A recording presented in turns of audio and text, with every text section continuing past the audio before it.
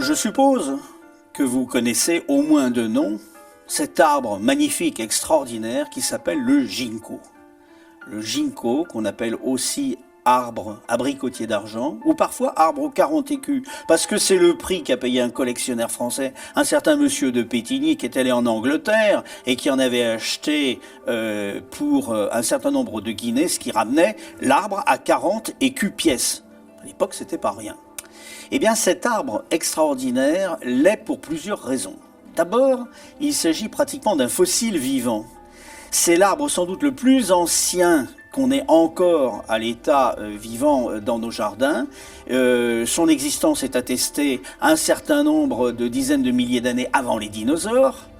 Et en outre, c'est un arbre qui a une légende renforcée parce qu'il fait partie des quelques espèces qui ont survécu au feu nucléaire à Hiroshima.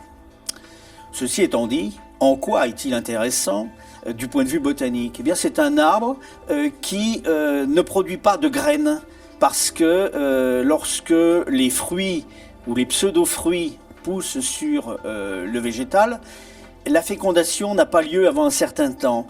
C'est encore une époque où, en souvenir de la vie marine, les plantes, comme d'ailleurs les animaux, se fécondent en milieu liquide. Donc nous ne parlerons pas de fruits, nous parlerons d'ovules. Mais les ovules, on a mis un certain temps pour les voir, car l'arbre aux 40 écus, s'il a été décrit il y a quand même fort longtemps par un médecin allemand qui s'appelait Engelbert Kampfer et qui était détaché à la Compagnie des Indes orientales hollandaises et qui avait donc vu cet arbre dans la baie de Nagasaki, il a fallu un certain temps avant qu'il n'arrive en Europe. En outre, il en a été donné par les soins même de Banks, qui était le grand navigateur qui a accompagné Cook lors de son premier voyage.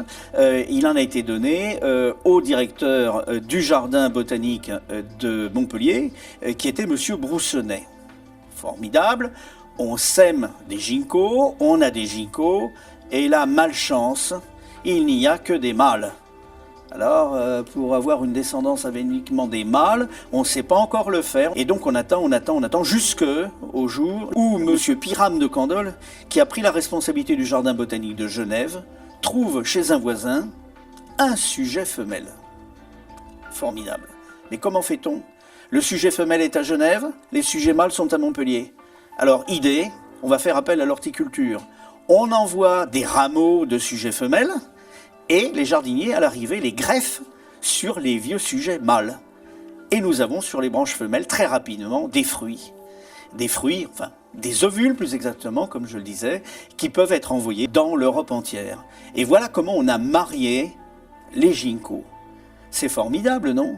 Mais les fruits, ça passionne les botanistes, mais ça ne plaît pas du tout aux usagers qui ont des ginkgos plantés devant chez eux. Car le fruit du ginkgo femelle dégage une odeur pestilentielle lorsqu'il se décompose au sol. Alors, si vous voulez planter un ginkgo, surtout demandez à votre fournisseur ou à votre pépiniériste s'il connaît bien le sexe. Parce que si c'est un mâle, tout va bien, vous n'aurez pas de problème. Si c'est un ginkgo femelle, sauf si vous êtes chinois et que vous recherchez les amandes pour les faire griller en apéritif, vous aurez des déconvenus.